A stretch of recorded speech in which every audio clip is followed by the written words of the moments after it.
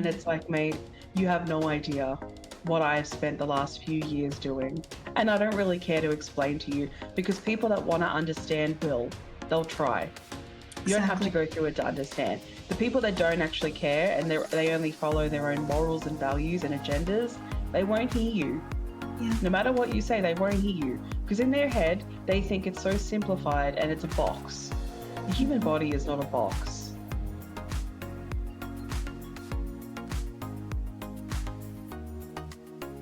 Welcome back to the Daily Humans podcast. I am Nina. And I'm Ashley. I don't know which side you're on the screen, if you're up or down, sideways, beside me. But yes, we have the beautiful Ashley today on our podcast as our special host, special co-host instead of a special guest. This is Nina's podcast. This isn't the Daily Humans podcast with Nina and Ashley. This is the Daily Humans podcast with Nina. Absolutely not. Absolutely not. That's it. It's shut down. It's never happening. Never. But how are you, Ash? Nina would have had to be doing the episodes herself. You never know. And she's got some wisdom. So I definitely think you could do it. Thank 100%. you for the confidence. I don't think the podcast though would be half as fun without you on it. Honestly. And then I'd say the same about you. So what are we gonna do? It's just gonna keep going back and forth. No, it's gonna be better with you. No, it's you. No, it's you. No, you. When people used to do that on Instagram, you'd have people making fun of it. Yeah. But it's kind of like, well, yeah, it does go back and forth. Of course, because I can't accept defeat. I can't let Nina have the last. No, it's you. I'm gonna be like, no, it's you. You're an Aries through and through. You're a warrior. An Aries through and through. Touche. Yeah. Touche. I love it though. Aries are the best, and you're the best. You're the best Aries. You officially will be. I don't know if you knew this, but there's a truck on its way to your house right now. They have a royal chair and a crown that they will bestow upon you as the best Aries in the world. It's a big honor. I put in a petition for you and you won. I just wanted to surprise you with it.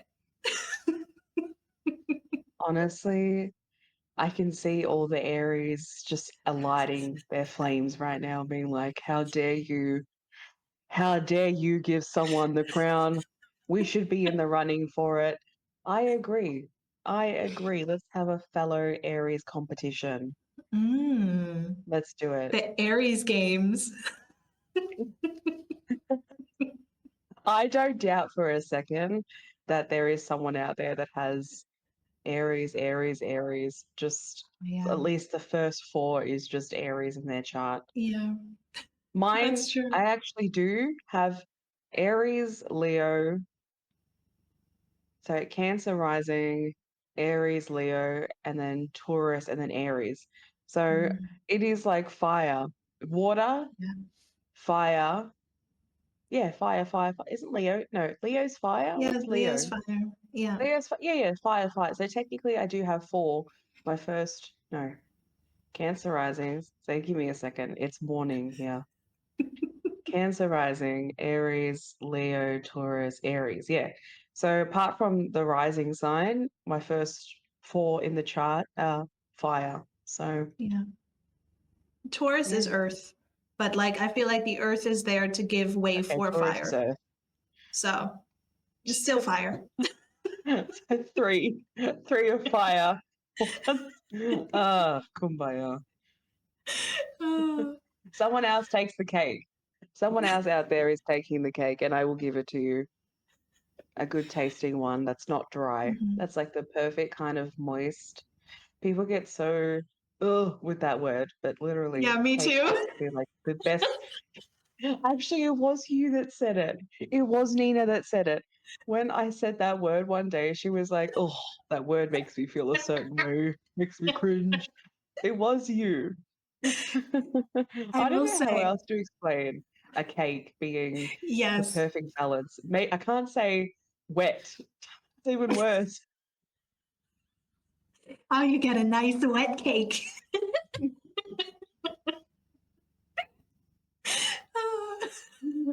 That's over moist. Yeah, Over that's over hydrated. Okay, so you yeah. don't want a dehydrated cake that hasn't had a lot of water. You want a Hmm. hydrated cake. That's what it is. Yeah. Hmm. Yes, I was just trying to think about a different word. I was like, what could be used instead of the M word? I don't know, but I feel like that's the best word to describe it. You Well, know, yeah, like you can't basically, say, you don't want. go Yeah. ahead. So you go ahead. Essentially, you can't say wet, like you said. You can't say humid. You can't say I don't know what else is there. Like there is just that word. Unfortunately, I won't say it, but I will say this as a quick interjection: the way you say it is not as cringe as I've heard other people say it. So you get to use that The word. energy behind it. Yeah, Yeah. it was just the energy behind it was the intention for the cake and nothing else. Yes. And you got that energy. Yeah. I actually like dehydrated and hydrated because a cake can be dehydrated, as in dry. It's like Mhm. begging for moisture, begging for it. And then you have the ones that are just oversaturated with water. I raise my hand in the committee that I cannot bake. So every time I bake anything, it's always dehydrated. In the end, I You apologize. want I'm a part of little, that committee. can I give you a little tip if you bake a cake? Because, honey, people can do it. I believe in everyone that wants to do it. You can do Sure. it. Trust me. I'll give you a tip, right? Don't follow the timer on the box. Take the cake out 5 minutes before it's meant to go off. And it's moist. Not moist, hydrated. It's wet. Moisture. Wet. Moisturized cake. It's got that nice skin. Moisturized. Yes, it's moisturized. Yeah, take it out 5 minutes before the timer goes off. Get Okay. your cake tester, stick it in the middle, Mhm. take it out, and you want it to be like crummy. You want it to the Yeah. stick to come out and for cake to be on it, but not how do I say it? Not liquidy. Does that make Hmm. sense? Yes. You want it to be like crummy on the Yeah. stick. Yeah. Yeah. That's So if you actually ever really think of great. doing it, try it. Yeah, I will. Thank you. I've been wanting to make some brownies as of late when I have time. And every time I see one of those boxes, I was like, I feel bad because I want to make it from scratch, but I'm not that girl. So, not yet anyway. And then I see the box and I'm like, it's just going to come out dry. So, there's no point in Mm. buying it. But I will follow your tip. We'll keep you updated, Right. viewers. She's gonna post it on TikTok. Yes. Her cake adventures of getting it Hmm. from dehydrated to hydrated. Yes. And I'll It's make a gonna be her song. version. I'll make a song about it being moist. So, prepare. She used the word. Right. Canceled. 2025 is canceled. I'm canceled in 2025. Honey, 2025's already done. Like the entire month of January has been 2025. The Yes. entire month. Would you like to allude and illuminate our viewers and watchers and listeners about how your January has been, Ashley, since the last time they've heard from us?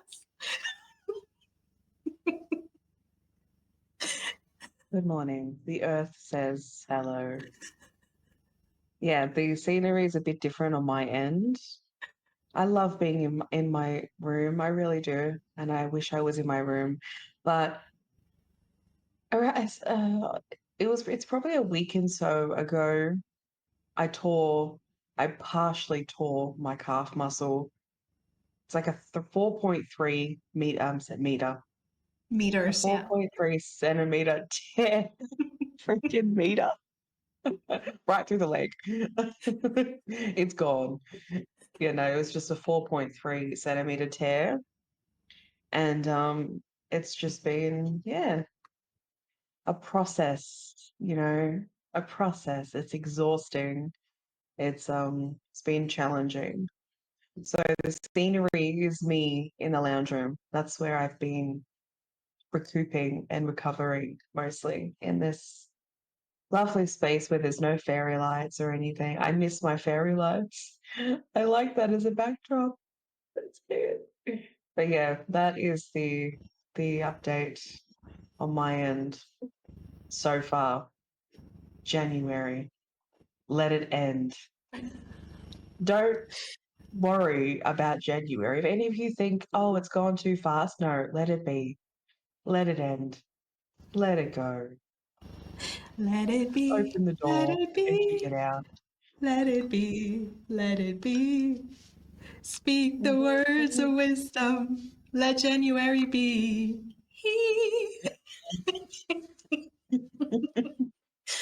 Exactly. Exactly. I love that. Yeah. Yeah, no. Um, 4.3 centimeters is substantial, in my opinion, and it is incredibly painful. And as somebody who has had her fair share of injuries, and I've literally, the closest I've ever come to tearing a muscle was several years ago. I think I've told you a little bit about it, Ash, but at the time I was walking down a flight of stairs, just walking as you do, as your body just does, you know. And then all of a Yeah. sudden I heard a pop. I was like, what's that pop? And then I fell.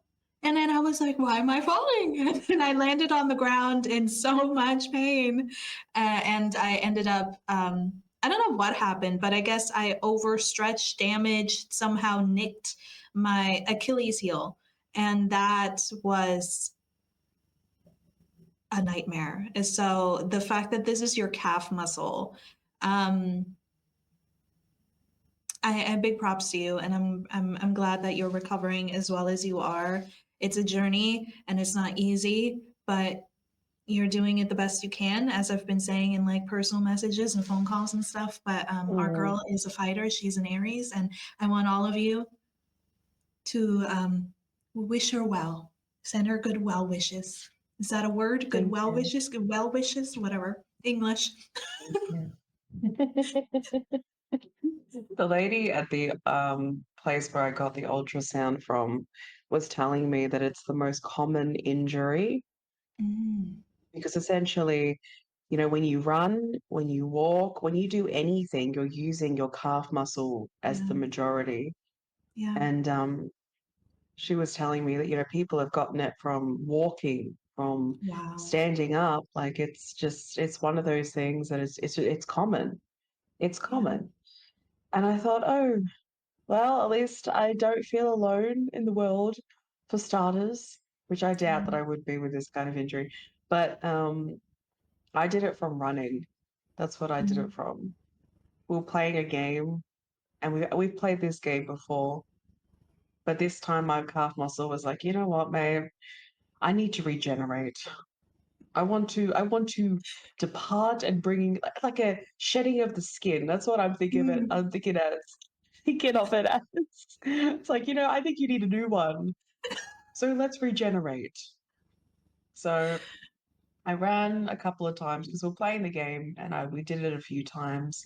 And I probably wasn't wearing the most supportive shoes either, which when you're at a birthday and you're playing a game, are you going to be rocking up in like supportive 101 runners and stuff like that? No. Personally, for me, no. But anyway, I ran there. We're playing a game like noughts and crosses. I don't know if any of you have played it, but this is a good game for your family. Just you know, ignore the injury, okay? It can happen for anything, Yeah. anywhere, okay? Don't worry about the injury. Still play the game. Um, you have two teams. one team has a cup, one team has a plate, and then obviously you have the squares of noughts and crosses. And the first two people at the front of each team, they run, and you have to quickly put your plate or your cup on one of the squares, and then run back, tag your other team member. They go, and your team has to try to make a row, right? We were dominating. We were winning too. We were winning. So it was my turn again. I ran up, put the cup on a spot, ran back. Next minute, I feel a stretch and then a pop. Mm. And then it didn't click. I felt it and I was like, oh, I've hurt myself. Like in my head, I'm like, I've done something. But when I went down back to the end of the line, I was holding my calf and it didn't fully kick in yet. But I was telling myself, I've done something. I can feel it. I've done something. And then I thought to like walk out of the line to go and sit down. And then as I went to walk, I felt it. And it's just like Mm. the entire experience of what it actually is came to the surface. And I was like, holy shite. I sat down and I just, oh, the pain was, oh, it was just Yeah. insane. Yeah. It kept cramping at the same time. And for those that know what cramps are like in the leg, it was doing that at the same time. And I was crying, Yeah. crying Yeah. from how painful it was. And then, yeah, and this was on my brother's birthday too. So happy birthday to him. Happy birthday to Aiden. I was literally telling them, keep playing the game, just keep celebrating, Mm. because honestly, what else was they going to do? I was taken to a chair. People were trying to figure out what to do. They called nurse on call, which is something we have here, where you can call a nurse after hours to seek That's nice. medical advice. Yeah. So they called nurse on call, and, it's rice. I think it's rice. So it's rest, ice, compression, and elevate. Hmm. So if any of you don't know that, if you if you do something to your calf muscle, rice, RICE, rest, ice, compression, elevate. Literally, it's the first thing that you need to do. Yeah. First thing, don't do anything else unless you need to go to the hospital, obviously. I'm really proud of you for handling it as well as you have been. And the reason we're talking about it now is because we've had a lot of conversations, Ash and I, where I don't know if you want to get into it. Obviously, I want you to talk about it if you feel like it, but it's just you gain a new perspective when you have a physical injury and you see how, or even chronic pain, or have something happen in your life where your autonomy gets either hindered or Mm, taken away. Like that shifts your entire perspective. yeah. And we thought we would come on today and talk about that because we've had our bouts of injuries, we have our bouts of experiences, and why, at the very least, not talk about it, maybe illuminate and share some of it with all of you who want to listen. A lot of you would know. A lot of Yeah. people would know the consistencies of injuries and illnesses and sicknesses. And it's, yeah, Yeah. I'm certain that many of you know. It's just, I feel like in some form, there's a lot of silence around the mental, emotional, physical experience of it, honestly, and even society's treatment towards it. Yeah. People do talk about some of this stuff on TikTok, but I think as a collective, injury and all that, disabilities, it's the conversations I think need to be a bit more common. Yeah. That's my opinion. They could be, and I'm just not obviously aware, but in what I've seen, it's not enough for me to say advocation is out there to the extent where people get just how much society has not been created to account for disabilities. and injuries and illnesses? I'm just gonna dip my toe into this a little bit before I go on a rant.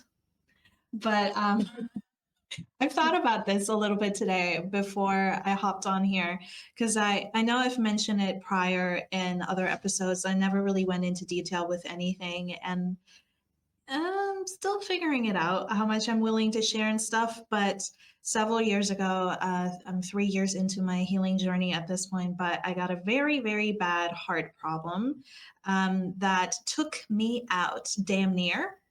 Had a heart attack, had like a multitude of different things. And while the healing journey has been quite interesting, and while now I am doing a lot better and I'm healing still, and I'm very much not out of the woodwork yet, but I'm getting there and I'm proud of that and I'm grateful for it. But the silence, the crickets, in fact, no, there are no crickets, there's just silence. The sound of silence. That's what there was. There was a sound of silence when it came to actually acknowledging what I had going on and being in spaces where people gave me space to actually feel what I was feeling. And it opened up when Ashley and I talked about this over the last week or so. The discussion, well, many discussions opened up, but I think a lot of people are uncomfortable when they are in a position where they have to deal with something that they're not familiar with, or that they're not used to in terms of taking care of somebody else. Because Mm, oh my gosh, the lack of care, the lack of communication. And I used to live in the States, right? But I used to live in the States, and I do believe disability gets talked about a little bit more over there. But when it comes to Germany and when it comes to disability as a whole, as somebody who's looked into it over the last few years, I don't see a lot of conversations about it. It is as if, and I thought about this today as well. I was like, it gives me eugenics vibes. And if you guys don't know what mm, eugenics is essentially kind of the idea of survival of the fittest. If you don't fit into this type of cast of human that we think is acceptable to mm, carry on the furthering race of all humankind, you're kind of just ignored in society. And that's kind of what it gave. And I used to be somebody that, I was a fitness trainer. I used to be in fitness all the time. That was my joy. I used to be active. I used to be very healthy. I'm getting back there now. But like, to go, I would say, in a 180, to being able to do a lot of stuff to not being able to do anything at all because I'm essentially just fighting to stay alive. Obviously, disability can vary. It can be temporary, it can be forever, and for everybody, it looks different. But to go from one extreme to the other was very shocking. Not only to mental health, not only to emotional or physical health, but also with the realization, like I said, that the people that you think would stick around or support, or when you look at people, you're like, if anything were to happen, I'll always do this. I'll do this. I'll do that. Whatever you need. And then if you're in that position, you find yourself often, unfortunately, not having that in return. And that is something that I said I wasn't going to go on a rant on. I kind of went on a little bit of a tangent, but I'm just going to let you speak for a go second, ahead. Ash, because what do you think about that? I think that you should go on a rant. I would like for you to get some words in though, because like you're going through it actively more so than I am currently. And I feel like you have a perspective right now that is very beautiful and very valid and needs to be seen, heard, and validated. But I'll just say it like this. Not all disabilities can be seen. Not all disabilities are forever. However, all of them have a stark impact on your mental health and on your personhood and self identification and how you go about in the world. And therefore, you need to have the human decency and respect that even if you don't understand somebody else's situation, or you might be annoyed or a little bit overworked or overwhelmed or whatever, if you are in a position of caretaking, or even just support. It doesn't have to be caretaking per se, being there every single day and doing stuff for a person, but as like friend to friend support, calling, being there for a person, asking if they need something. Like, you need to have the human decency to be patient and to allow that person to feel what they feel. Because Mm. so many conversations within the disability sphere are around other people not validating how they are feeling within their situation. You know, people often get suppressed. Oh, it's not that serious. Oh, they're just being a drama queen. Oh, I'm sure that's not as bad as you think it is. Oh, well, no, you couldn't have that. And then you have doctors who can either step up or not. In often cases nowadays, unfortunately, they don't. They want to make it easy, pump you full with a lot of medicine, and then push you on your way, depending on what you have going on. But like, it's just, why don't you Yeah. take the mic for a second before I get heated? It's Nina and I, when we first met, we really did click on a lot of the realizations that we've experienced similarities, but in different storylines. A lot. Like I cannot express it enough. A lot. And she was on the fitness journey, and on my end of the spectrum, I had never experienced good health ever since I was born, basically. There was one time when I started my physical health journey, there was one time where I actually got a taste of it, but then I lost it, you know. So apart from that one time, I have not experienced good health. It's always been something and then other things and then something else. That's how my entire existence has been, basically. Bronchiolitis came in, I think, the time, like the stories of when it happened when I was younger, it's a bit hazy, but apparently bronchiolitis came in at 2 years old and almost died from that because I was a chronic asthma sufferer when I was younger, and it was quite severe. I was always in and out of hospital, and that went all the way through childhood into my early teens. Suffered with eczema. I've said this in a podcast before. I know I have. I was constantly getting viruses, colds, flus. Most commonly for asthma sufferers, we get chest infections, a lot of fluid, a lot of mucus on the lungs, and that just makes it 10 times worse. So, chest infections were so common. Having to take antibiotics a lot of the times, and also steroids as well. And things like God, it's been years, like Symbicort and Ventolin, and what was the main one called?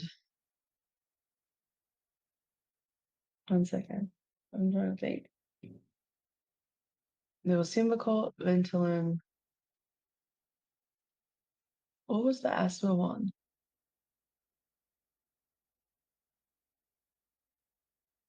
Prednisolone. That's it. No. Yeah. There was also prednisolone, which is very common for asthma sufferers too. And that, for me, that had major side effects. So while I was dealing with severe asthma and then a flare up of eczema, then also the side effects from prednisolone would come into play. It was always one thing after the other. And being in a hospital bed for so many years too, loss of mobility. So I just walked across, I think I've told this story before. All I did was walk across a road, turned my foot the opposite way, and snapped my ankle. That's all it took when I was younger. I could break bones so easily and get injured so easily. I was allergic to almost everything as well. I lived on soy milk, and that is nasty. Nasty. Unless it's chocolate soy milk, that's not bad. I lived on soy milk. I was gluten-free, dairy-free, you know, and that was for a few years as a kid. Like majority of childhood was spent like that. Getting soy Easter eggs. that was an experience I'll never forget. I never will forget. There was this egg one that I used to get from family, and it reminds me of bark.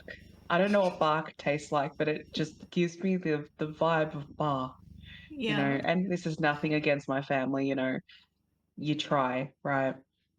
But the options for those that are allergic to dairy and all that, that's what we got. We got these bark soy eggs.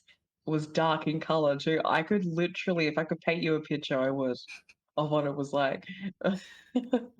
But I'm grateful to have received one nonetheless. But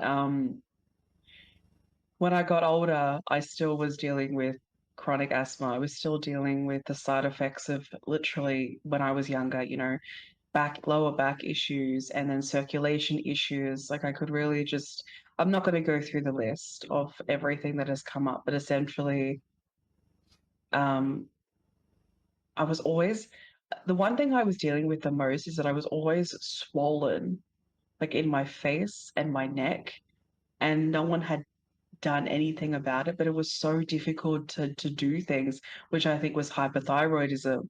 But anyway, then that was probably caused by prednisolone. Like it's Yeah. just, I can't begin to explain how many health conditions were coming up. Once you'd fix one thing, then Yeah. another thing would come up, and that was consistently happening. Yeah. So fast forward to probably around 25, I think it was around 25, yeah. I had gotten to a really good place with my mental health, not 100%, but I was at a place where I thought I need to start looking at my physical health because this isn't working. I keep circling the same freaking circles and cycles, and nothing's working. It's always been like that. I need different because I'm really not okay. And I'm so sick of waking up in the morning and feeling this way and going through life like this, Yeah. always catching everything. You know, I did get COVID and that was brutal, but I'll get to that in a minute. I'm trying to make the story quicker because it's a lot of years and it's a Yeah. lot of crap. So when I started my health journey and I was, trying to build up the strength of my lungs because for so many years, there's a lot of scar tissue on my lungs, especially my left one, a lot of scar tissue. So I had to start breath work and try with that. And it's taking me some time to actually get my breath back to, I don't even know what's normality. I don't know. But I was breathing out of my mouth a lot because when you're an asthma sufferer, especially when you've got a chest infection, the nose, everything's clogged. So breathing through my mouth, I had to change from that to my nose. So that was the first like stepping stone that I took, Yeah. is trying to change my breath because the thing too is that when you're moving your body, you need your breath. Your breath is the most important part of moving your body. Yeah. I didn't have my breath. So doing like moving my body was so difficult. I'd be out of breath so quickly. I'd get lightheaded because I'm not getting enough oxygen. It was so difficult. I was always having Ventolin at the time. Ventolin, Ventolin, Ventolin, because I just felt like I wasn't getting enough oxygen in the Yeah. body. So overdoing that, fast forward a bit, that time came when I actually experienced like a taste of strength where I had no period pain. I for literally 2 years straight, this was for 2 years, I didn't have Ventolin. Wow. I didn't, and this was the first time in my entire existence I didn't have Ventolin. There were times where I felt like I needed it. But the thing too is that I was also dealing with the reliance. Yeah. So when I say to you all that it's not just a physical process, it's a mental process, it's because mentally I was afraid of suffocating. Because obviously when you experience chronic asthma, you can't breathe, you know, your throat is closing, you cannot breathe. So in my mind, I thought, well, if I don't take Ventolin, I need it. Like I need to take it, otherwise I won't be able to breathe. Right. So I also had to deal with the thought processes that were attached to using this thing Yeah. that has been a part of majority of my life, like all my Yeah. life basically. Um, but I wanted to wean myself off medication because medication has always been a thing, always. Medication, new medication, it's always been a thing. And I wanted to just know more, know more, you know?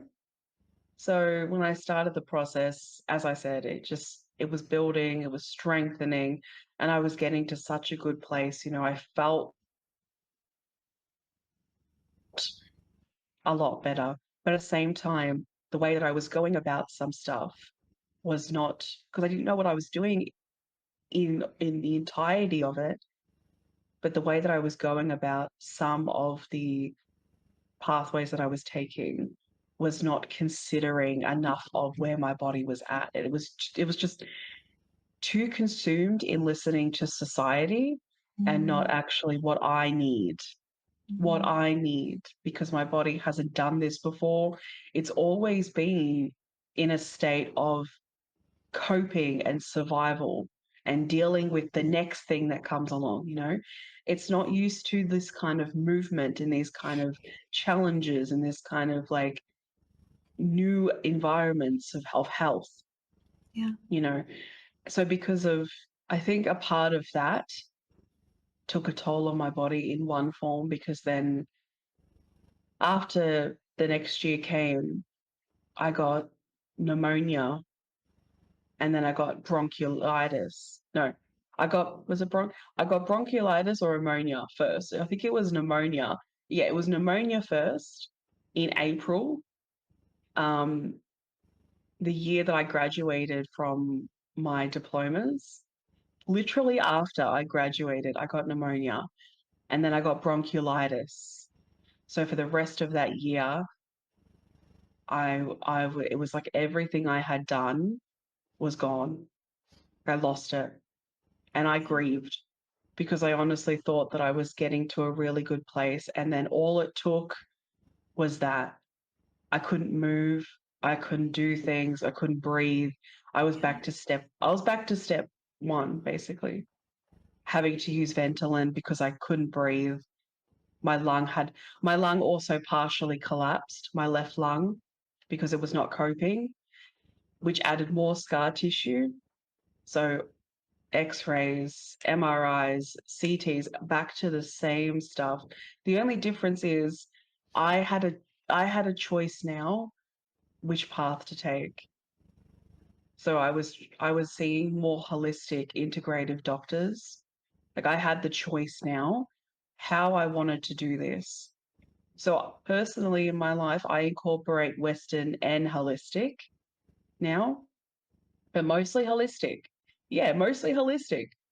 Western has always been a part of my life. And look, I don't fully invalidate it, but also it was band-aid. It was a band-aid, in my opinion.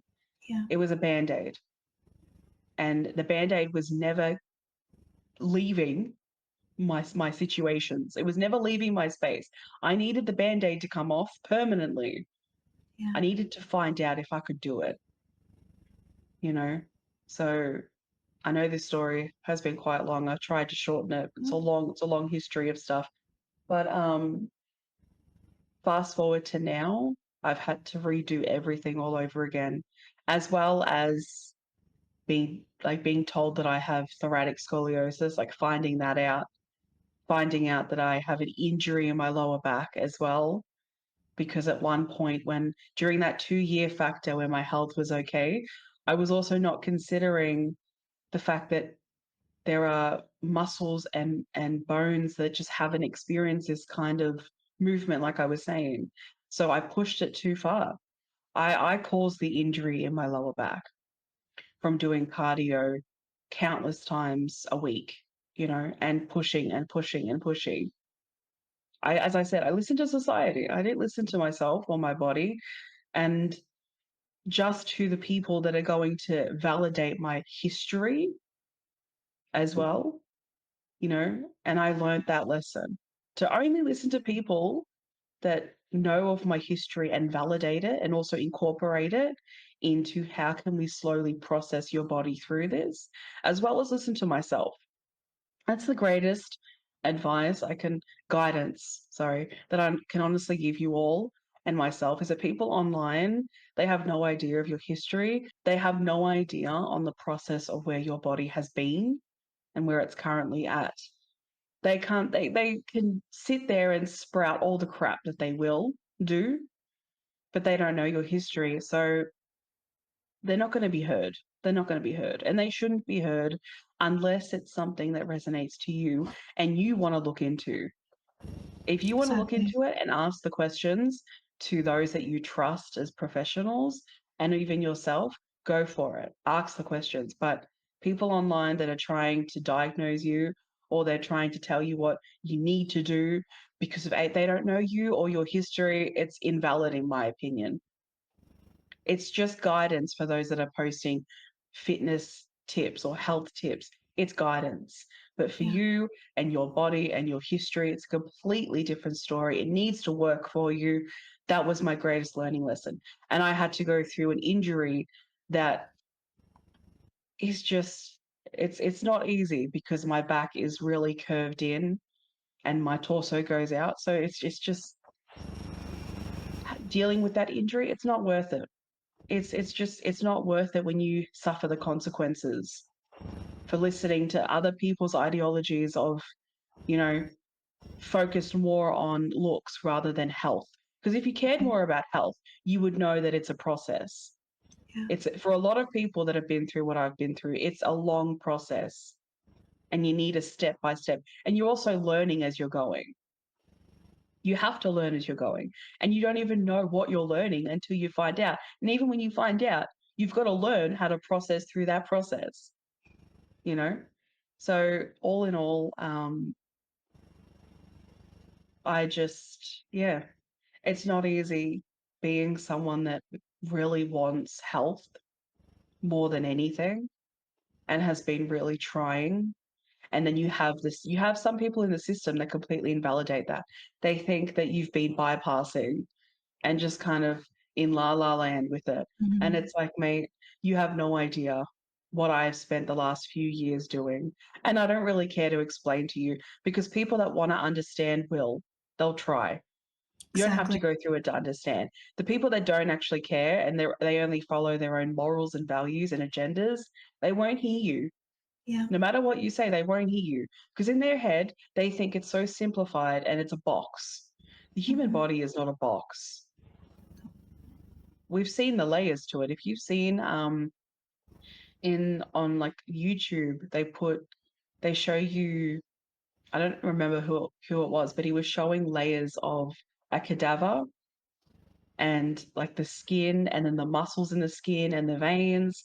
And I was Mhm. watching it thinking, this is so interesting. And the color of the body was interesting because obviously they've kept it, I'm guessing they've kept it refrigerated, I think. Yeah. Don't quote me. I don't know how the logistics go.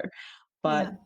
just the fact that the human body has so many varies to it, it's kind of like to me, even if you are a fitness instructor, you will be forever learning because the body needs us to be forever learning about it. There's so many different elements to it. So I just want to validate those as well that have been through this situation where health feels like a distant relative that you've never seen before and you want to meet them. You know, I truly get it. And it's difficult when you live in a society that is so narrow minded with this kind of stuff and is so invalidating. They really just don't know the process and they don't care to hear about it because health has thousands and thousands of pathways to it. It's really difficult. It's difficult to be invalidated. It's difficult Yeah. to know what you're doing and know what you've done and have people in the system stay within the narrowness. So that's a short story of my health journey. Well, somewhat of a short story. You touched on a lot of important things that I want to kind of like dive into. You said you were dealing with a lot of things, you know, and growing up your entire life, and then you got the taste of health and you listen to what other people kind of projected health to be. And the thing is, and essentially you got an injury from that, and you're having to relearn how to be there for your body in the way that it needs you and where it's at, meeting it where it's at. And I think that that is so important to kind of like really emphasize, because the health system as it stands right now, in my mind, is not there for the human body. And it is there for Mm. profit, it is there for exploitation, maybe, but it's not there for the actual health of the human body. Because, like you said, there's a process to it. Not everybody's bodies will react the same way or heal the same way, look the same way, etc. Right? But Exactly. the most important thing here that I really want to highlight is that you never knew prior to what it is that Mm. you needed to do. Nobody taught you. There was nobody out there that was like, okay, this is the process. This is what it looks like. This is what you can do. And I feel like that is what healthcare professionals are supposed to be there for. Because if that's not what you're Mhm. doing, if you're just here signing papers to get people on sick leave, give them pills, give them a band-aid, push them out, go, go, go. Why are you where you're at? Like I have stories. I have stories. But I will Mm. just say this. When I was going through what I was going through. I had like a heart infection. It was caused by something. I'm not going to get too into the details of it right now, because I'm still figuring out how I want to bring this about, how I want to have this conversation. But there was a time when through everything that I went through having a heart attack, and by the way, was not believed, had a heart attack and I was not believed. It's like, why didn't you go to a different doctor? I was literally hospitalized when it happened. And it was caused by a doctor. But anyway, well, that's malpractice. I agree. But it's not on paper. Anyway, I won't get into it. Your face, actually. No, but genuinely, there was a time when I had to learn how to breathe again as well, because I I was in such a weak state, my heart was, that my ribs and my lungs could not hold the full capacity of air that it used to prior when I was sick, when I got sick. And so I had a very narrow window of how much I could inhale and exhale. And there were days, actually, I think it was Ashley who brought it up to me, that was like suggesting breath work, because nobody else Mhm. nobody else ever sought to even bring that up. Like, hey, you have shortness of breath, you're having a hard time breathing. That's pretty bad. Here's a pill. Or maybe do this, or maybe go take that Mm. test and do this test and go to that doctor and go to this doctor. And if you live in Germany, Yes. that can take months. It's not like you can go to a clinic and they'll do it all in one day, one checkup, and you're good to go. You see everything. I know that there are many countries that do that, and I think that's fantastic. Germany's not one of them. Um, it can Mhm. take months, if not years, for you to see a specialist. And when I did the breath work, it was excruciatingly painful. And not just physically, but mentally. Because you're sitting there and you're like, I can't even breathe, and when you go from, I was a kid who was frequently severely sick as well. I got a lot of flus, I got a lot of cold, but never to this extent where it nearly took my life. And I'm telling you, then it was some of the darkest times of my life, because I got commentary from people that I thought would be supportive of me that weren't, people who kind of made me feel like I was the one who created the situation when it was completely out of my hands.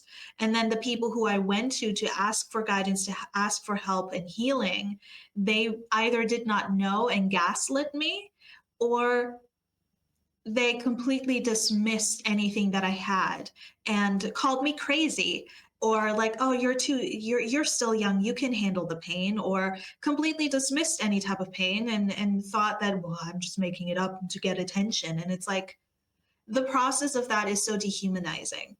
And I understand, Mhm. there are many people who are experiencing many different disabilities, temporary, forever. Everybody's different with this experience. You can have amazing doctors, you can have amazing friends in the support system. I think that's fantastic if you do have it. But on average, unfortunately, I see the opposite occurring much more. And when I tell you it erodes who you are and your worldview and your trust in yourself, and when you pair that with a physical pain, a chronic pain, even, and then you're surrounded by people who are in the practices where they should help and they're not, or they can't, or they don't know, like it shatters your entire life. It shatters how you Mm. work. You can't, a lot of people can't go to work. A lot of people have to have career changes. Friendships fall away. Like people are not as supportive sometimes as you would like them to be. And that can be extremely hurtful. And I will say this, there were days when I did not think I could survive what I was going through because it shattered my illusion and my future, like the future that I thought I had. Everything had to be put on hold. My number one priority was just getting better. But when you're surrounded by people who don't really listen to you, the person that is injured, the person that feels the pain every single day or feels the injury, feels the disability, has to go through the motions of what a day to day looks like with that disability, with that pain, it is just it's traumatizing, and it is disgusting that this happens. And I will tell you this, and this is hands down the truth, I'm not making this up. Ashley saved my life because she enabled me to look into the holistic side of things. And that's when I was made aware that there are other ways of treating something, other ways of dealing with the pain that do not mean medicine, because medicine ended up ruining me as well, and is something that I'm still recovering from to this day. I was on very strong medication. Some of the meds I was on were prescribed for cancer patients, and it ruined my kidneys, and I went into damn near kidney failure. And it was like a whole, it's essentially what Ashley said. You have one thing, you get a pill, and then the pill, if you take it long enough, causes another problem. And then you have to take another pill for the other problem. And you're just continuously, Yeah. continuously being slam packed with medication when the actual point is for you to heal and not be dependent on those things. And so Mm.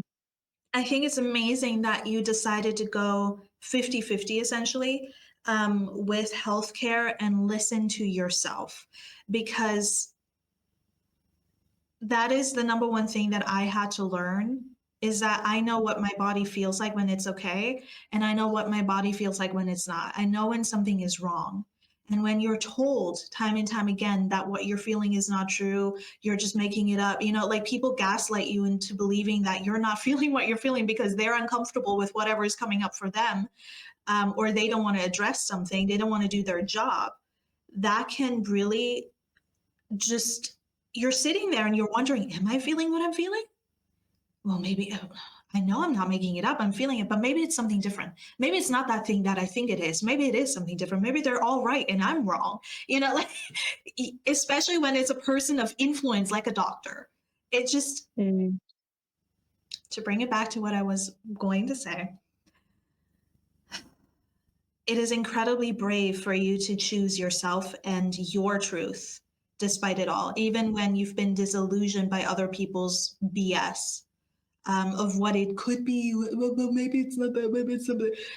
I, hands down, I will say this once, I will not mention this in any other podcast moving forward.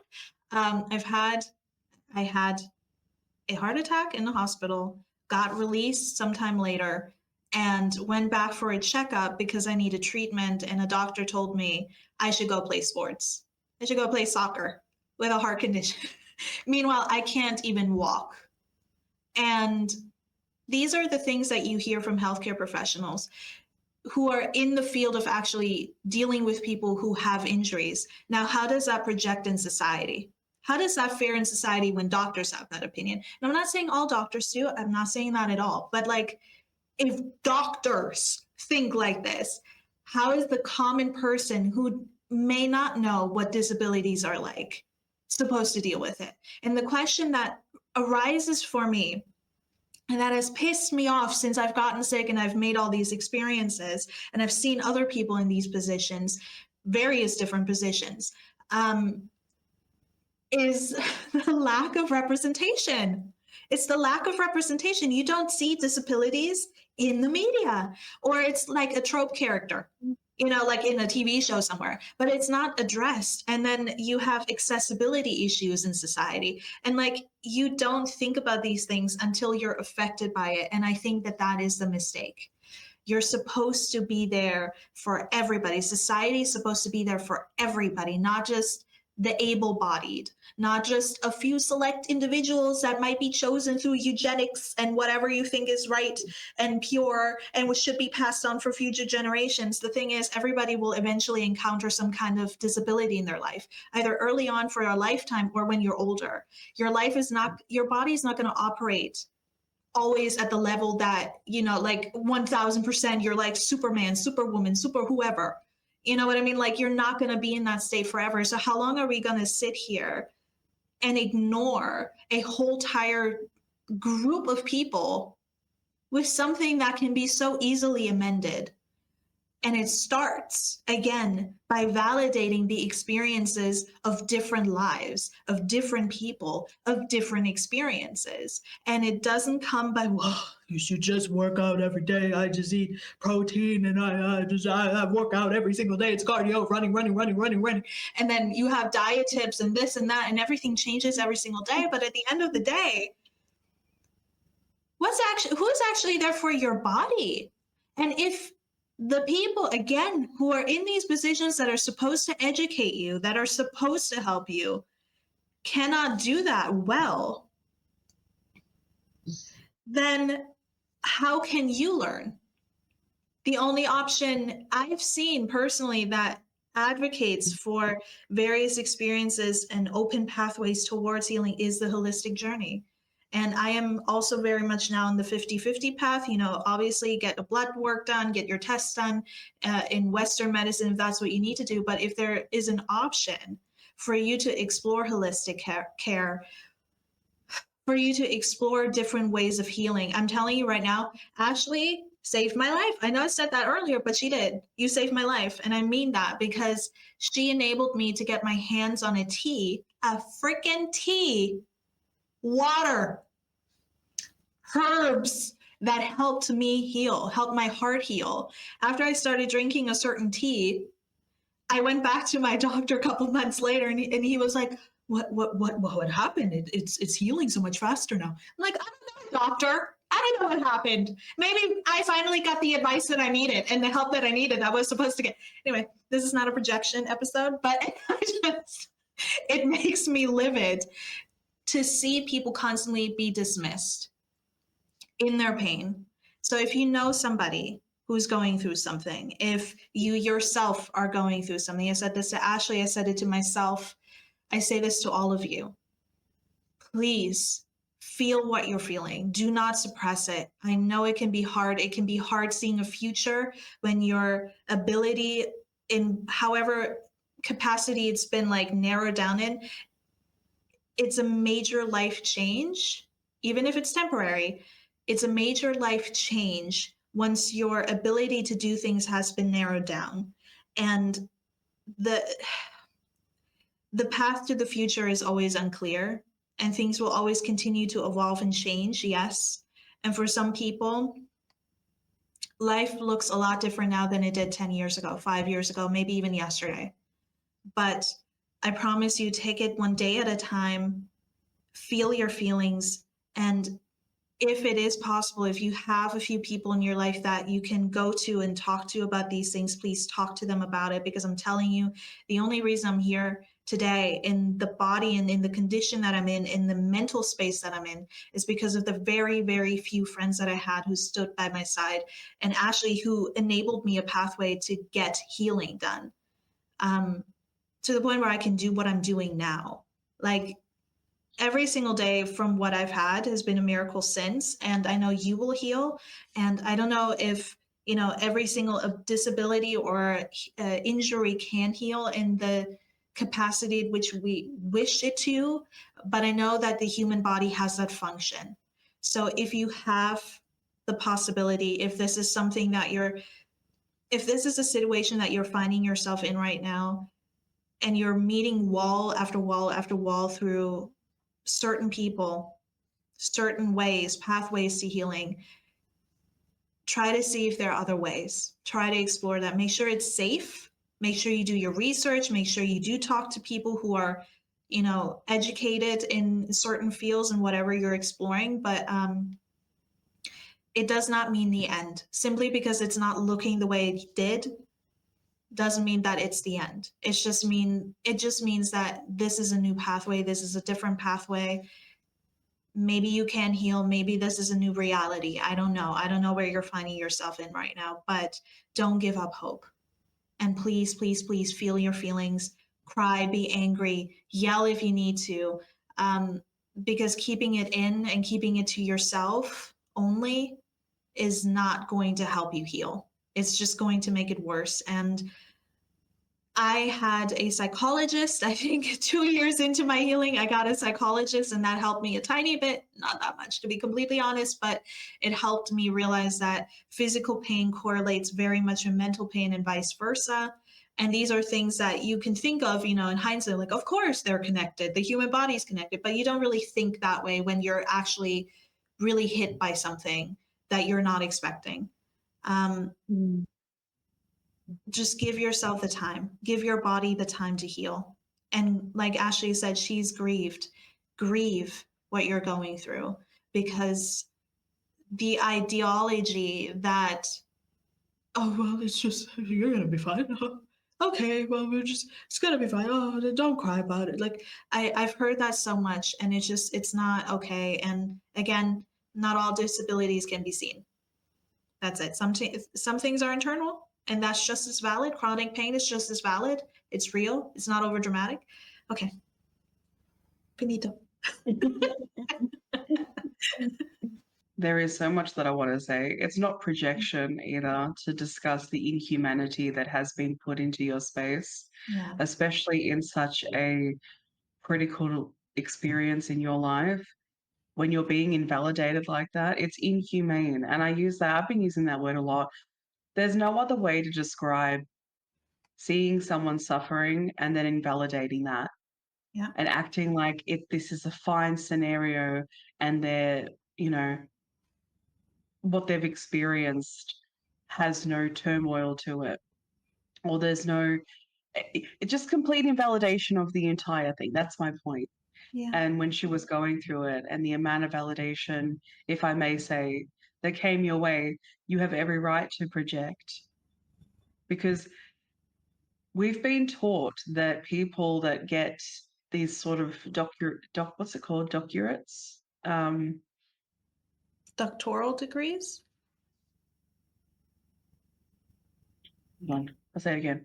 We've been taught that people that have titles and certain degrees means authority in the entirety of that, right? Mm-hmm. But the thing that I've learned in my own studies is that you're forever learning.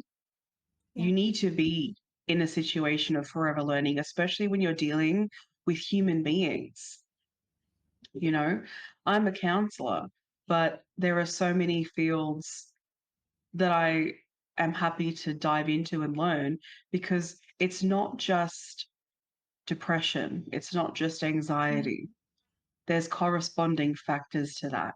So for someone who has studied for, from what I may have heard, 6 years, 8 years to be in a position of a GP, a doctor, for you to see someone who has had a heart attack, nearly lost her life, and to still invalidate, you have every right to be angry, Yeah. to project that understandable feeling of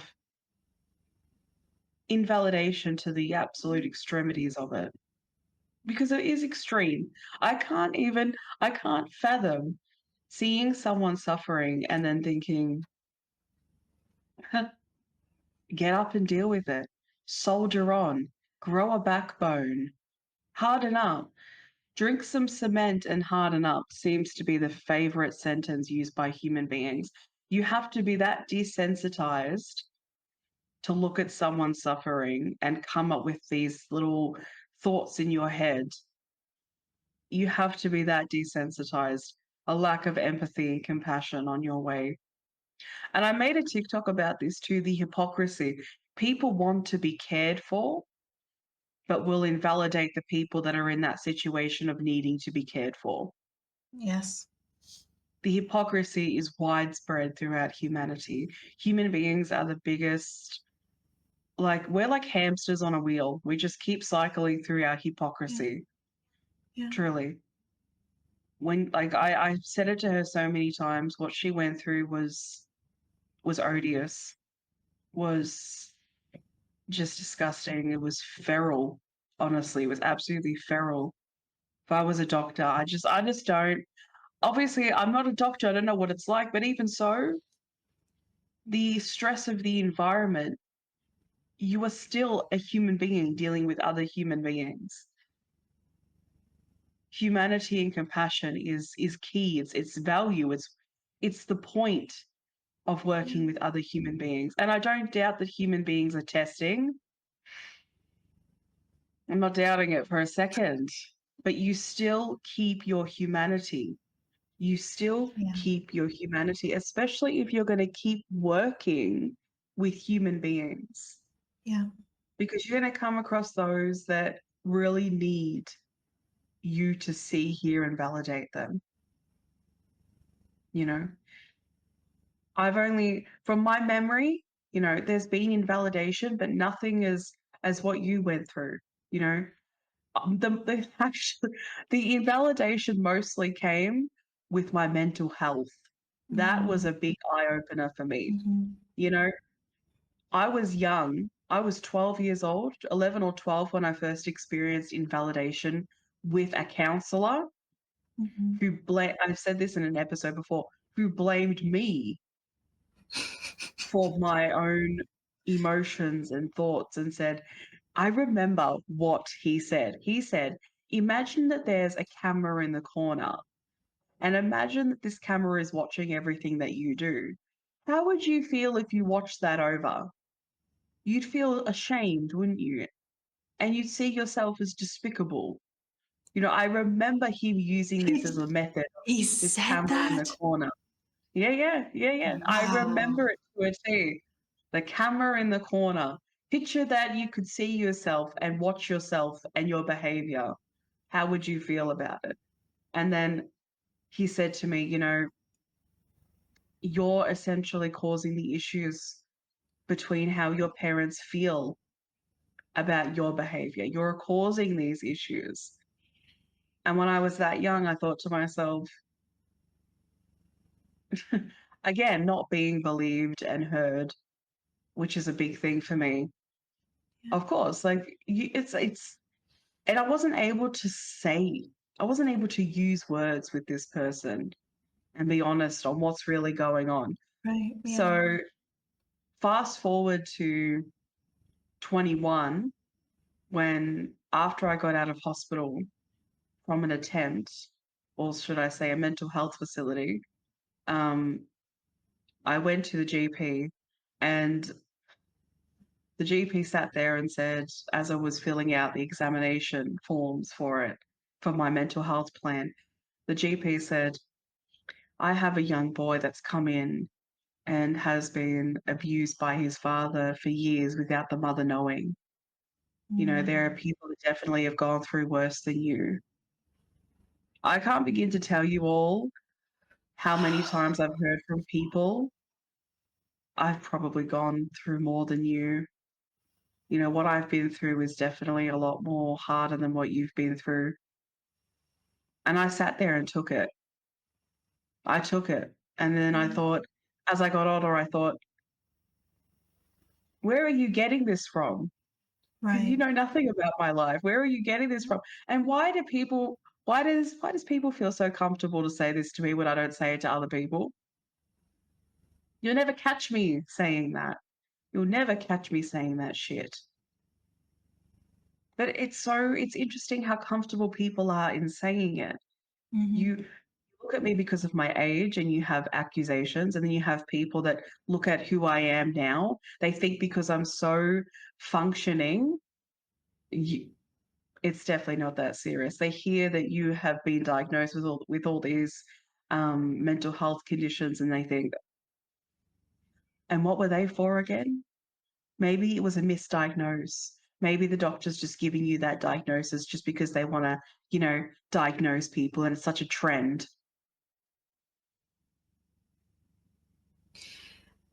Can I say something?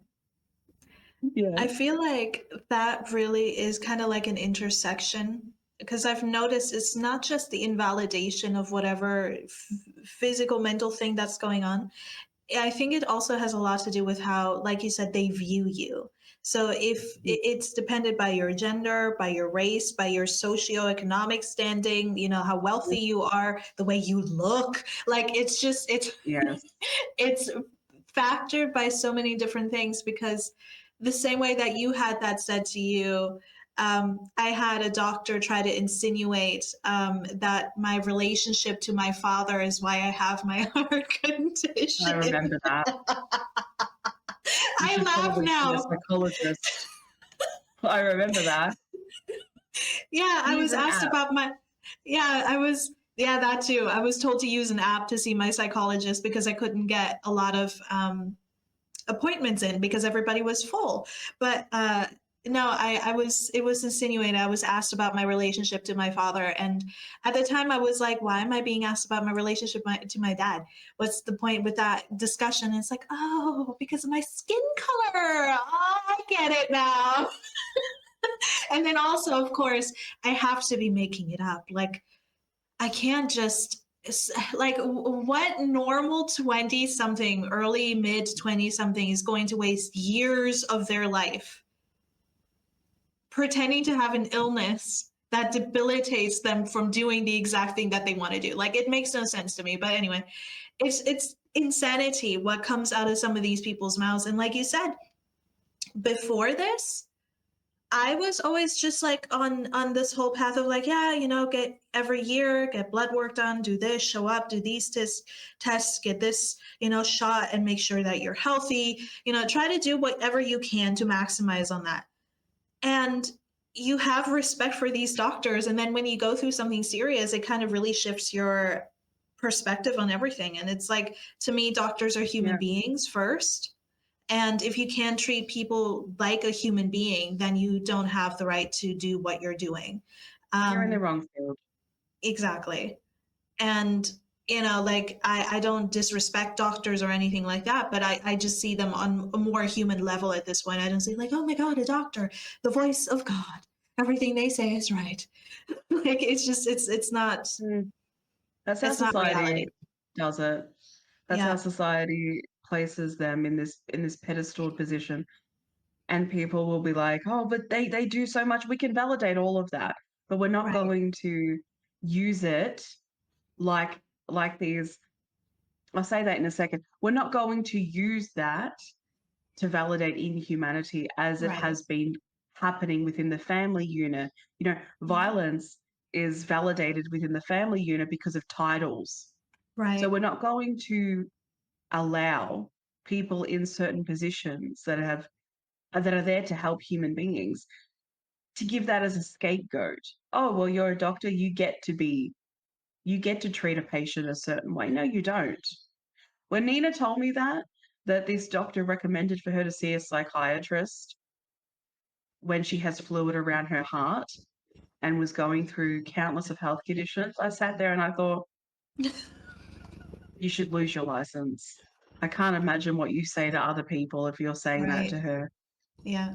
And she would not be the only person, the only patient that would hear monstrosities from his mouth. Right. If he can say that to Nina, he's saying similarities to other patients. Why are you doing this job? Why are you doing it? For the money? Because in my head, I think a lot of people, I need to say this because in certain cultural backgrounds, they really hierarchy, becoming a doctor. Yeah. because of the money value of it. But in my head, every time I hear this, I sit there and I think, what about the reasoning for doing it in the first place? I understand in the current economics that I understand in the current economy that we're in, but at the same time, to become a doctor is to be there for your patients, and that's my opinion. Yeah. To become a therapist, to become a counselor, to become a psychiatrist, to become a pediatrician, you know, to become a fitness instructor, all of them, the purpose is to help human beings in Yeah. their journey of the human experience, is to help their bodies, right? And what are you doing it for? Why are you doing it if the constant thought process is I'm going to make a lot of money out of this, or I'm going to make enough to survive while not even treating your patients? Because that's what it sounds like. It sounds like that the money is more valued than the purpose of doing it in the first place. Yeah. In your situation, it was clear as day, honestly. And the amount of times that I got prescribed medication for everything and anything, I'd have this issue, just take this, just take that. When I was taking medication for hypothyroidism, it went and then it came back. Once I stopped the medication, it came back. Mm, I took the medication again, it came back once I stopped. It just kept cycling through. I wanted this to end. I want this yeah. to end. I know it can end. So there are other alternatives out there. Of course, I'm going to take them. When people talk about the holistic pathway, they always come at it with, you know, it's it's something that tries to break down the Western culture of health, Mhm. and it doesn't work. And it's like when you drink a tea, that's not going to solve all your problems. The holistic pathway is alternatives that exist to help you as well, and they don't work for everyone. I'm not going to say that they do, but so does the Western health system. It doesn't work for everyone. Right. I think it's ridiculous to invalidate potential pathways for people to heal. What's the point of that? We want people to heal, right? I don't know about the healthcare system because it really sounds like they don't, but essentially we want people to heal. And if the Yeah. holistic pathway gives that to people, why the hell not? Yeah. If When I started drinking turmeric tea, right? I've tried things in the holistic field that haven't worked for me. I just keep trying. Drinking turmeric tea has been a lifesaver because turmeric is great for inflammation, Yeah. and it's been a real lifesaver. There are some moments, I'm not going to lie, there are some moments where the pain is more painful, and the turmeric just at that time it doesn't really help. But then I got to try something else. Like it's not linear, Yeah. but it shouldn't be invalidated because we're all used to the Western part of health. We're Right. all used to it. It's not the only thing that exists. It's the same with mental health. You can actually do a lot more than just going to a psychiatrist or a Yeah. psychologist. There's more out Absolutely. there for you if you want to try it, obviously. It's your choice. For me, I've tried it, a lot of it. I'm even going to try kinesiology if I'm able to soon. Like there are so many options out there for you to try if you're willing to try it, obviously. And there's a lot more to that too. But I don't want anyone to think that because of a title that they deserve a bypass. You don't get a bypass for your title just because you've studied for 8 years, 6 years, whatever, how many years. You don't get a bypass for your inhumanity, Yeah. for your choices of neglect, because it is neglect. Yeah. It goes against the code of conduct. Yeah. People should be losing their license if you're going to Agreed. continually. There are so many stories that I've seen on TikTok of people's experiences with doctors. There's countless that I've come Yeah. across. If any of you have a story, feel free to share it. There are Please. countless of stories. and it needs to be talked about, because if we keep allowing the title to have the power, well, hey, guess what? The invalidation is going to continue. You're going to have patient after patient after patient after patient not being heard. It's just going to continue. And Yeah. on top of that, think about the costs that are constantly rising with medication on top of that. So you have people not being able to pay meds anymore and being dependent on them. And, if they stop using it, obviously everybody is different. I'm not saying everybody give up your meds and just go wild, go natural. I'm not saying that. Please don't take that from this conversation. But like, it's like this whole entire system is so skewed on getting people dependent on something that they don't really think about the effect it has, not just on the body but also in everyday life with finances and Mm, being able to get more help in other ways to also make that person's life better and healthier and yeah. more able. But yeah, it's just it's insane, the loss of former self that you go through when you deal with something that's really just groundbreaking in your health that you haven't either been through before, or if it's been a lifetime of going through stuff. You can feel trapped in your body, and it can, as we live in a capitalistic productivity culture, and like, imagine you can't participate in that when you're dealing with chronic pain, chronic illness, chronic whatever. You can't participate and show up in the way other people show up. And then they call you different. Oh, they're lazy. Oh, it's the They're snowflake selfish. generation. Oh, they don't want to help their body. They don't Right, care about their health. Blah, blah, blah, blah, blah. right. Whatever we create in our minds. Yeah. You And then have you no hear that. idea. Exactly. But so many people hear that and then they internalize that. And in fact, that's just ableism. That's all that is. Yeah. It's just ableism. It's not your truth. You're Yeah. not any less or more capable as a human being. Maybe there are different ways in how you need to do things, sure, but you're still a valid human being, regardless of what you're going through. And loss of relationships, roles in your life, whatever happens throughout your experience with your body, within healing, within getting sick, and all of that stuff. I will just say this: there is always the opportunity towards resilience and towards healing and reinventing yourself. And I would encourage that to anybody who is going through a tough time. Um, Chronic health experiences, chronic pain can erode your identity. Yes, it can take away a lot of things you used to enjoy, maybe even temporary, but you Mm, can also discover new interests. You can focus on your inner growth. You can be an advocate not only for yourself, but for others. And that has been electrified since I've been sick, is the advocacy of self and raising my own voice and not allowing other people to treat me like that anymore.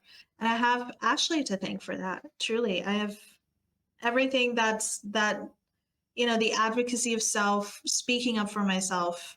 She has been the fighter, the forefront, the example. And I only have you to thank for showing me the way. And that's why, again, these conversations need to be had, because more people who go through this stuff need to talk about what they're going through and what their mm, experiences are. Because if it keeps being just like a self thing, it's like, oh yeah, it happened, but it's just the way that it is and can't do anything about it. It's just the system. Like, it's going to continue.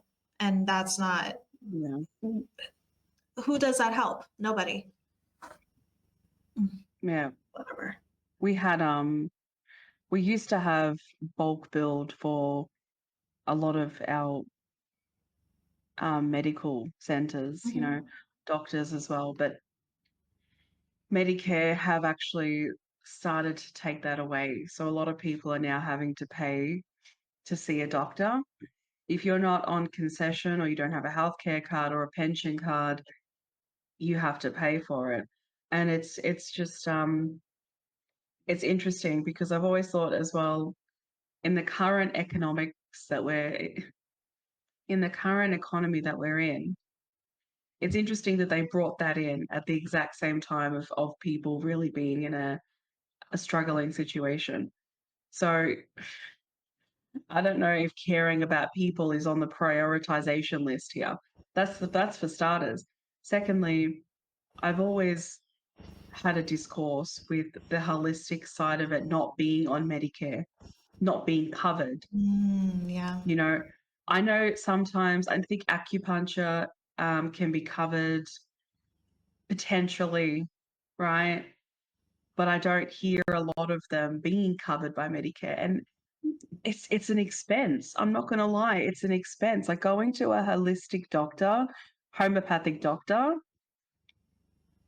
I think one time when I was really when I got really sick, I went to one and I paid around $600 Wow. for it. Yeah. This is money I had saved, and I was desperate to end these cycles. I really needed to. So, it's an expense. I'm not going to lie. It shouldn't be a privilege. No. It's healthcare. Yeah. That's all it is. It's healthcare. It infuriates me that some people don't have the accessibility to Yeah. access it because Yeah. of that.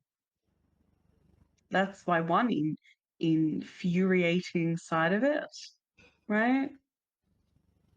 It is up to each and every one of you how you want to incorporate any of them, both of them, whatever, one or the other, right? But invalidating holistic the way that holistic has been invalidated, I don't see the point of it. You're invalidating the fact also that people have had ill experiences with the healthcare system and continually do. And what is the point of that? What's the point of protecting it? That's always what I come down to. What's the point of Right. protecting it exactly? You're just enabling, in my opinion. It's just enabling. Yeah. It always has been enabling. I had a nurse when I went in for my, when I went, I'll say that again. I had a nurse when I went in for the attempt at 21. I had a nurse come in and she said to me, when I attempted, I'm not going to say what she did, but she did something. And she goes, and she was kind of laughing. And I'm laying there and I'm out of it at that point. But she was laughing. She left the room. They'd closed the curtain. The doctors come past. They pull out my file because obviously the file is inside the room, but it's at the ends, right? Yeah. Pull my file out, and I could hear them going, "Oh, so this is Ashley Woods. She's come in for this a suicide attempt. She's been crying all night. It says here, da da da da da. Just another one. We know where she's going to go." Put my file Wow. back and walk away. And I could say which Wow. hospital this was at too, and a lot of you would understand when I say which hospital this was at. But I heard that and I thought, no, I don't know. I didn't feel tremendously affected by it, but I thought, I'm not surprised, was the first thing that I thought. I'm not even surprised. I'm not surprised. Human beings think that they are the light of the world in so many forms, including when they have titles. They get egotistical. When they've dealt with situations over and over again, they can become desensitized. You know, Yeah. it's where the lack of empathy starts to come in, the lack of compassion starts to come in. And it's like,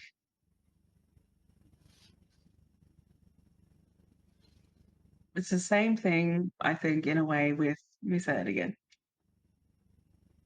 It actually reminds me, because I said this to Nina, of also the people that leave their partners once they're diagnosed with something. Yeah. It's in conjunction with this. It's human empathy and compassion. It's where human beings struggle to find a pathway of continuing. It's where human beings struggle to continue their humanity, like where the blocks are. Yeah. one of my family members was diagnosed with breast cancer last year, and one of the nurses told her that they have seen countless of relationships break up once this diagnosis has come into play, Yeah. mostly from men leaving. Yeah. And I could just hear the little protection modes from that. But this was from her mouth, Yeah. that mostly men have left their wives. And again, it's the experience is inexperience for a lot of people. But when I heard that, I thought it brings me back to what you said that I wanted to say before, about people's lack of care and the difficulties that they find in looking after people when they are displaying different sides of the human experience that aren't perfect or Yeah. normal. Yeah. Do you really find out how someone copes when you get sick? When something happens, even mental health wise, you find out where people are at in their own mindsets, Yeah. how much they can cope. And I've seen it and I've experienced it. The invalidation is wild. They pretend it doesn't exist, that it's Yeah. not happening. And you wonder, it's pretty easy to show compassion for that. Like that's my thought process. Where in their mind is it so blocked in showing that, in being present in that? But it all comes down to the fact that human beings are trying. Let me say that again, because there's a way that I want to say it.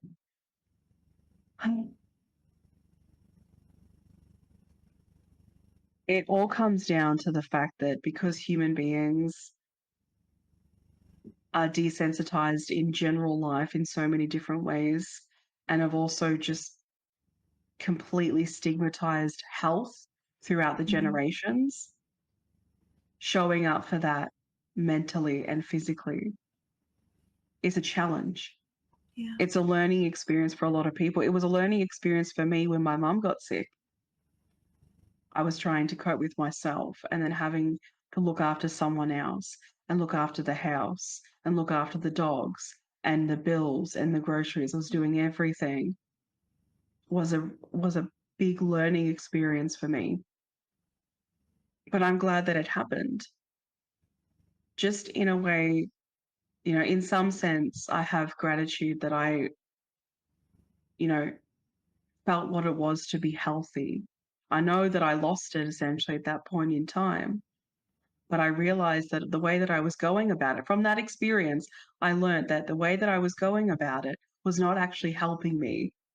You know, I Yeah. needed to try different ways of doing it that wasn't going to invalidate my body. I have to listen to my body.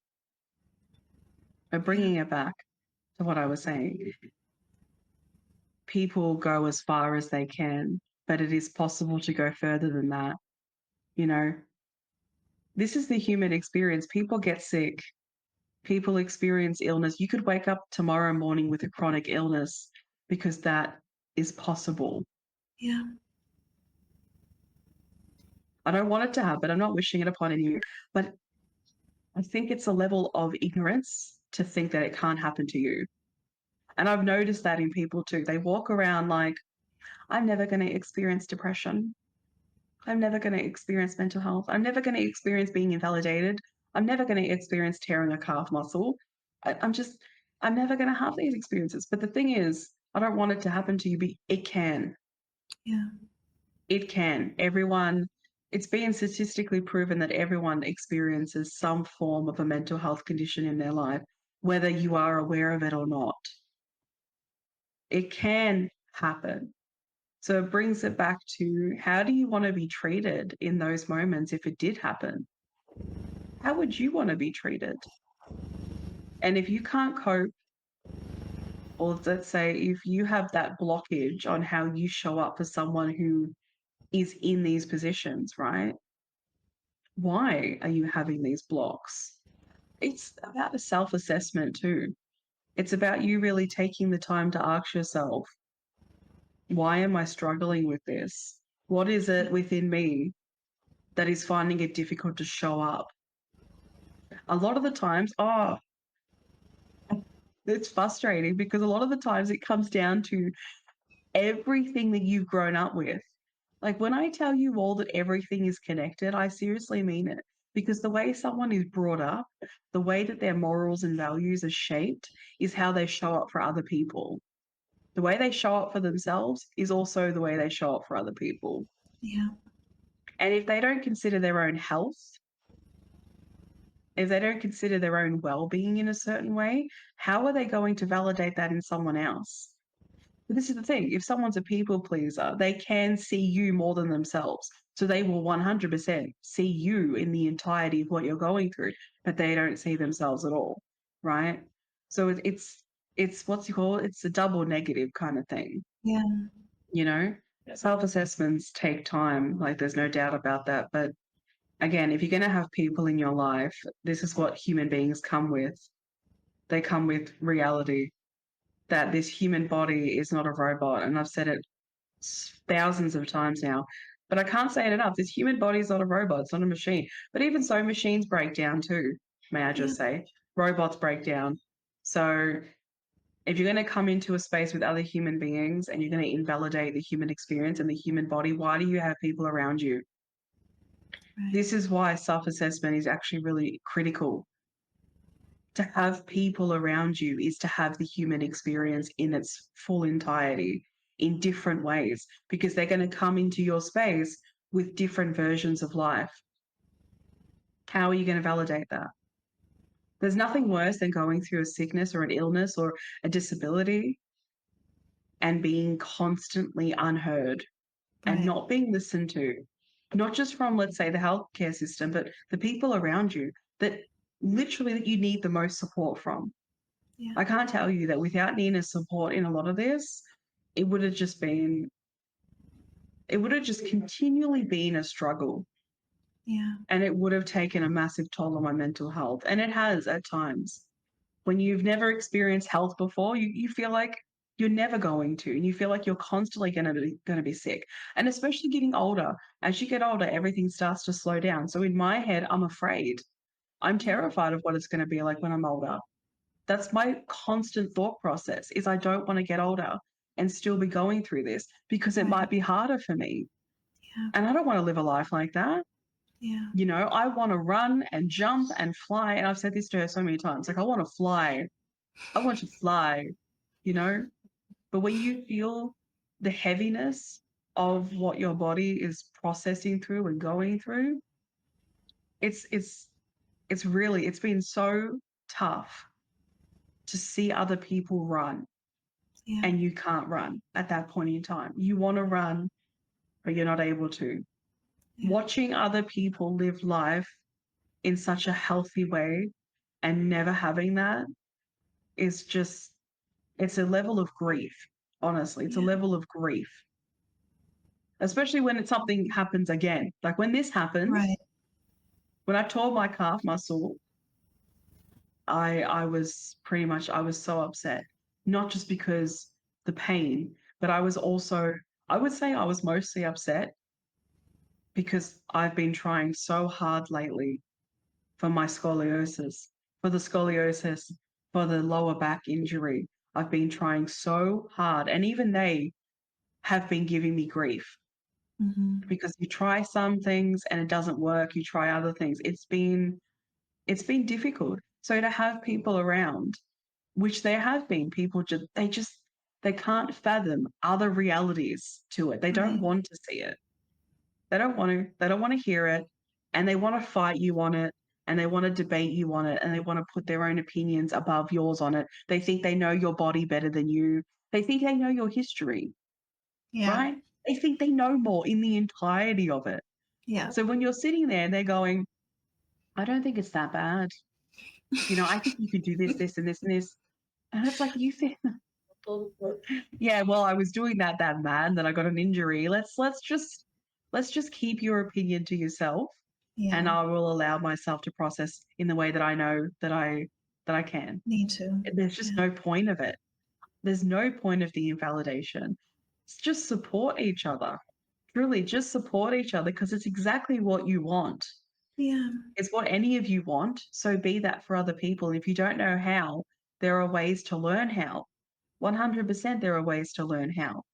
Yeah.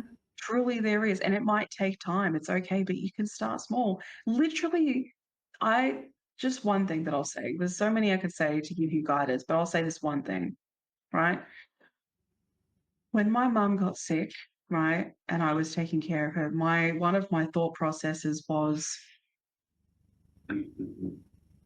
I would want to have, protein, and I would want to have a good amount of a food group while I'm processing through this.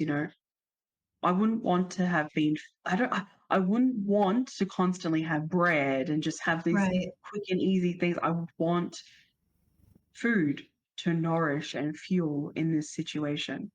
Yeah. So I was doing that for her. Fuel, making sure that there was protein and veggies and carbs, fuel. And it wasn't always, 100% it wasn't always, but my thought process was this is what I would want. So I'm going to provide that for her. Yeah. That was one point of it. Another point of it was going through the point of having to redo something, like relearning how to walk. Mm. Think about the process of that. It's just kind of like putting yourself in their shoes. Yeah. It literally is when you look at them, think to yourself, a baby has to learn from scratch, right? But it's someone that has literally had a stroke is having to relearn how to walk and needs help as an adult. As a baby, you have Yeah. plenty of support, but as an adult, it's 10 times harder. Yeah. It's really just sitting in compassion and empathy and looking back and thinking they have to relearn how to walk, relearn something. How difficult that is. I don't know if I've gave great examples, honestly. You If did. in a better headspace, I could give so many other good examples to just reminding yourself that you're not them, right? But you definitely can have empathy and compassion and a level of understanding. You don't have to go through it to understand. It's been my Absolutely. greatest learning experiences when I don't know something, what it's like to go through something.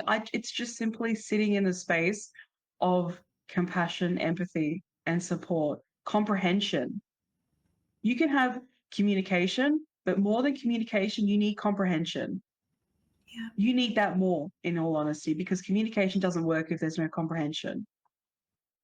So sit in the spaces and realize how would you want to be treated personally. And secondly, realize too that this is a human experience and your idea of perfection might need to be broken down. This happens. How are you going to show up for it? That's Yeah. wonderful. And if you don't know where to start, you can ask that person. I promise you, if they're Yeah. in a, maybe not when they're in a highly triggered space, right? But I'm sure if a person is in need of care, you asking what they need or what you can offer to help them feel better is something that they would be absolutely open to communicating with you. You know what I Mm. mean? So, Safe space to you, do so. exactly. Exactly. So you hit the nail on the head there. But Be yeah, it's open just to that, I think, too. mhm. Be open to listening to what they have to say because if they need to take a seat and sit down for a while, that's not a opening of the door for you to say, no, you need to Right, move. You need to get up and go. right, You need yeah, to hurry up. Your impatience, right, yeah, and your need to constantly move is something that is you, right? But when someone is going through something, it calls for patience. It calls for empathy. Because a lot of people are exactly. just constantly going, going. That's the other issue that I found too, is that because society is so into productivity, hustle culture mode, they also have the same idealization with it when it comes to health. Yeah, and They healing. have the same thing. Yeah, and healing. That's not how this works. If the human body was a constant wheel that needed you to pedal it in order for it to function, then it would. Yeah, But in majority of cases, the human body just needs you to stop, yeah, needs you to rest. yeah, That's the whole point when people get, some people have slept for 2 days straight when they get yeah, sick because they've never done it before, but their body needs them to. yeah, So that's another thing too. Consider the factor that you're wanting something that is just a programming. It's not an actual definite, need. It's not a definite what do you call it? It's not a definite like factor. yeah, it's not a definite factor for health. It's a programming within you. You need to deter that as well. What is a mindset and programming and limiting beliefs compared to what is actual health? Like what they actually need, what you actually need. That's another thing too.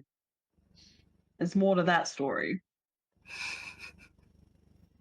No, you hit the nail on the head, like I said, and this discussion goes very deep. And again, if any of you who are listening or watching have experience in this, please share your stories, share your commentary, because it's important to have these discussions and it's important to have community in this. And that was the number one thing that I needed the most when I was in the worst part of my healing journey, Mm, is just knowing that there are people who understand, and even if they don't understand directly, are open to learning.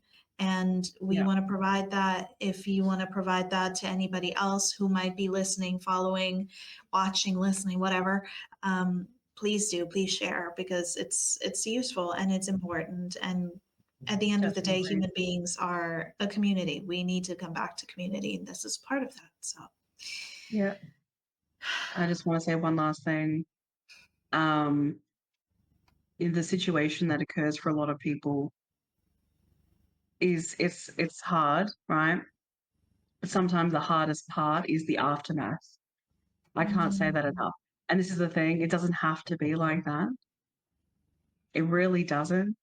I've watched people make situations far worse when they didn't need to be yeah, because they're emotionally unable to respond to someone who's asking for help. It really triggers them into this place of anger. yeah, Makes it 10 times worse when someone's in a vulnerable position. I think people know this too. It's just actually saying it, like you're not helping. You think that you're helping, you're not helping. And there's nothing worse than healing from something and then having to heal from the aftermath of how you were treated through that healing, yeah. essentially. A double healer. Double healer. And it doesn't need to be a double healer. Right. It literally doesn't. We're trying to stop that, right? So we need to acknowledge that we're actively causing that for people. We're causing them to have to do double healings. Yeah. Yeah. But yes, thank you guys for listening in, for joining in on the conversation, maybe, possibly, hopefully. And we shall see you at another time when we shall see you next. But again, Yeah. let the comment sections, whatever, send Ashley healing energy. And of course, we send it to you as well if you're struggling with anything currently. Know that you're not alone. There is support out there, and there are multiple ways to heal. And this is not it. Mm. You can do These this. discussions will continue. We Yeah. definitely have a lot more to say in this factor. But for now, thank you for joining, and we will see you next Sunday. Yes. Bye bye. Toodles.